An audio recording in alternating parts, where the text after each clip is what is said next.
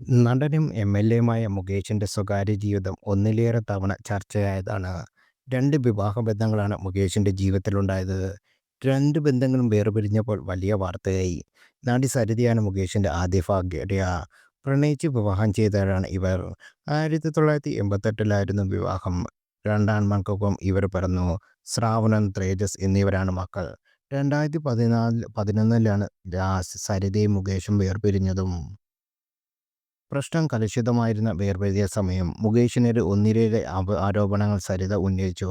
മക്കൾ രണ്ടുപേരും വളർന്നത് സരിതയ്ക്കൊപ്പമാണ്. മൂത്ത മകൻ ശ്രാവൺ അഭിനയരംഗത്ത് സാന്നിധ്യം അറിയിക്കുന്നുമുണ്ട്. കഴിഞ്ഞ ദിവസം റിലീസ് ചെയ്ത സുമതി വളവ് എന്ന സിനിമയിൽ ശ്രാവൺ ശ്രദ്ധേയമായി വേഷം ചെയ്തിട്ടുണ്ട്. പുതിയ അഭിമുഖങ്ങളിൽ മാതാപിതാക്കളെക്കുറിച്ച് ശ്രാവൺ പറഞ്ഞ വാക്കുകളാണ് ഇപ്പോൾ ശ്രദ്ധ നേടുന്നത്.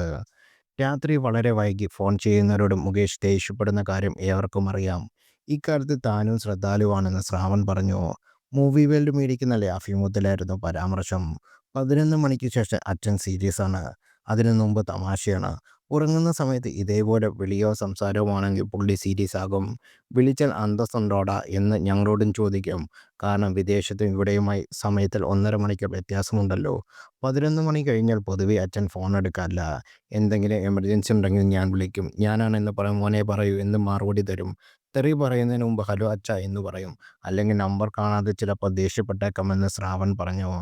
അച്ഛനും അമ്മയും വേർപിരിയുന്നതിനെക്കുറിച്ചും ശ്രാവൺ സംസാരിച്ചു. അത് വാർത്തയായത് ഞങ്ങളുടെ മാതാപിതാക്കൾ സെലിബ്രിറ്റികൾ ആയതുകൊണ്ടാണ്. വേർപിരിയൽ സമയത്ത് ഏത് മാതാപിതാക്കളും കുട്ടികളും നേരിടുന്ന ഒരേ പ്രശ്നമാണ്. അത് ജീവിതത്തിൽ വേറൊരു ഭാഗമാണ്. അത് സ്ട്രോങ് ആക്കി. രണ്ടുപേരും അവരുടെ രീതിയിൽ ട്രൈ ചെയ്തു. അമ്മ എപ്പോഴും എൻ്റെ കൂടെ ഉണ്ട്. നെഗറ്റീവായി ഒന്നും പറയാറില്ല, എടുക്കാറുമില്ല.